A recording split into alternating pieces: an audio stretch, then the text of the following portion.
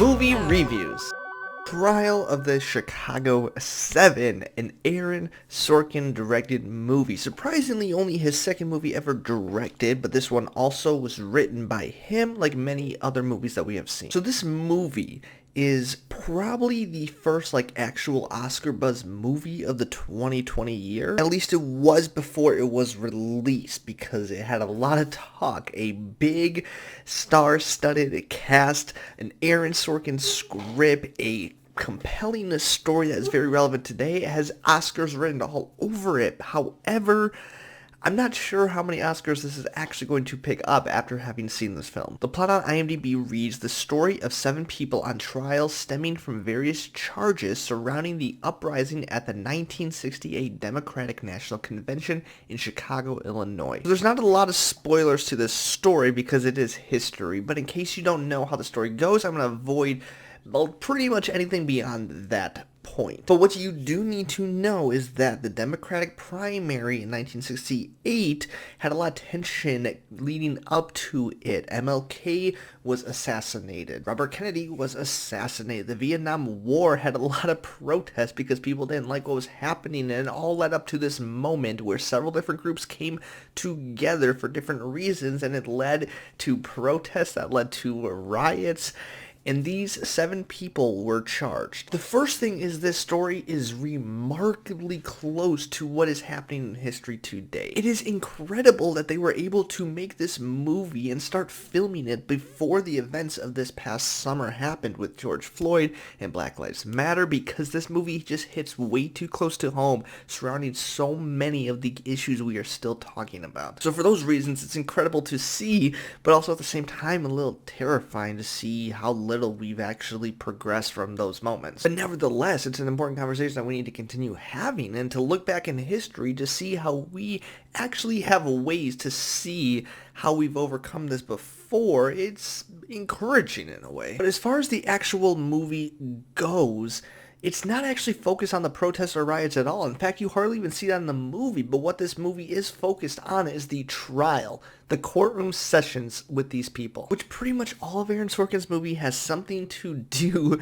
with this setting. Even if it's just like a lawsuit in The Social Network or whatever was going on in Molly's Game, he's obsessed with these types of scripts. So it makes sense that this was the focus, because the movie pretty much is about the trial, and anything you see about the protests or the riots is seen through the story and flashbacks of the characters reacting and reciting the events in the trial. And I have to say, for the most part, it's pretty effective. It's kind of cool to see how he fits it all in. However, I do at times wish that we could see more of that. The trial itself is so exciting to watch, but I don't know if everyone's going to be completely compelled by what is happening or gripped by the script on this one. I think a little more focus on the actual events might have done this movie a favor, and as far as capturing audience's attention. And the weird thing about this script is that, yes, it feels like an Aaron Sorkin script at times, but this is actually probably the least Sorkin script I have at least seen from him. When you think of Aaron Sorkin, you think of the fast dialogue, you think of the going back and forth, and yes, there is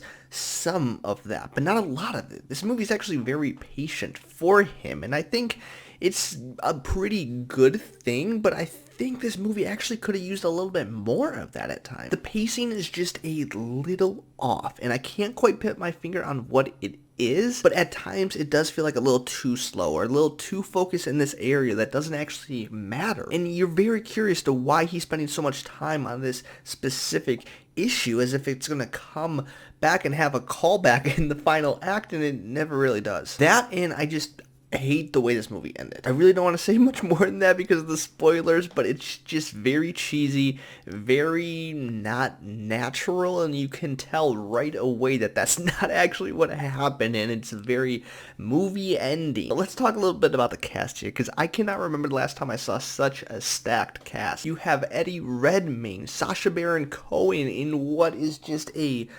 amazing performance. Yahya, Abdul-Mateen, Carroll, Lynch, Rylance, Joseph Gordon-Levitt, Michael Keaton, Jeremy Strong, who was actually my favorite part of the movie, because after seeing so much of him in succession, it's crazy to see him in a role like this. So yeah, all of them are just doing amazing things with their characters, and it's hard to pick out a clear front runner because each one of them is just giving it their all and giving a completely compelling performance. But I'm just not sure that that was enough to make this movie an all-time classic. Unfortunately, I think I'm already starting to forget about it, and I don't know if this is going to stand the test of time of becoming a classic movie that we all remember from the year 2020. This movie is just consistently walking that fine line of potentially being something great, but then just falling right back into the same old movie tropes that a lot of these similar genres fall into. And I really do think there was potential here. I think there was potential to be creative and use some sort of unique way to tell a story like this. Because I hate to say it, but we do see a lot of movies nowadays that tell similar stories. So to make it stand out as a unique piece of art requires a lot more than what this movie was able to give. And that doesn't at all take away from the important message that this movie told, because it was significant and it told an incredible story. I just wish that it was able to tell this same story with the same moral in an exciting way. So for those reasons, I'm going to end up giving this an 84 out of 100. That's 4.5 stars if you follow me on Letterboxd, and you should. That's Trial of Chicago 7. Have you seen it? What do you think? Comment below, let me know your thoughts. Don't forget to like and subscribe if you want to see more content like this, and I will see you next time.